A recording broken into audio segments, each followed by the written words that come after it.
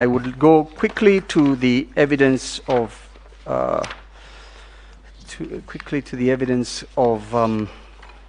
again Benson, who in his affidavit shows that there was not only one foreigner involved, there was several of them, and the ones I had mentioned earlier, and throughout the process of counting, several of them were involved as super administrators. Super administrators is the power to even create and join servers to the system, change, alter documents, delete documents. This is at page 2 of paragraph 9 of the affidavit sworn on 28th August 2022, where the super administrator, in this case, the one J.C.A. Murgor, who occasionally uses a different name, is able to create user accounts, install applications, change user roles, assign resources, read documents, write documents, modify or edit documents, and delete documents. I honorably suggest that it shows that this election was controlled from everywhere except IEBC. And I have read the affidavit of Mr. Chebukati. He suggests that the Venezuelans felt harassed after their arrest and left the country, but I respectfully submit that they remained fully connected to the IEBC servers. I have said page 3, paragraph 8 shows the unauthorized users accessing the system, a total of 6 of them being, I found the page, is C. Silva, Josio, Vito, JCA, Murgor, Ogudino, and J. Lugo. I conclude by saying, what is the response of all these very serious allegations?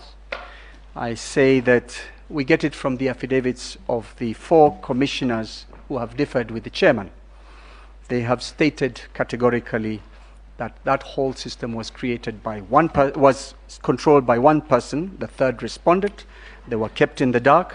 Mr. Nyang'aya, who was in charge of ICT, was also shocked that foreigners were controlling the system and had access during and after the election.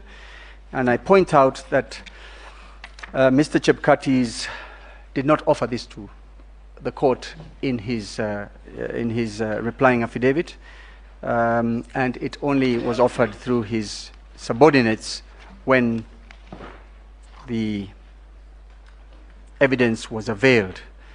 I conclude by submitting that what we have before the court is clearly a corrupted,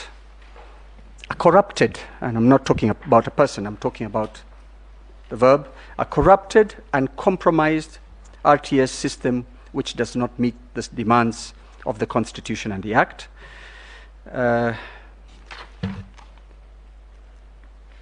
And it is only a matter that will be determined after scrutiny whether something can be retrieved from the system, which includes, and we focus on the results that were first uploaded onto the KIMS kits. Perhaps that's where we will find some truth. But whatever got to Bomas of Kenya was totally corrupted, I submit, by corrupt IEBC officials. I lastly point out that you will find in the affidavit of Mr. Benson Wasonga, Smartmatic, by some strange coincidence, is reportedly mired in several controversies in the management of elections technology around the world, including Venezuela and the Philippines. So perhaps that makes them unqualified to most of us, but makes them eminently qualified for the fraudulent objectives of the first and second respondents. Thank you.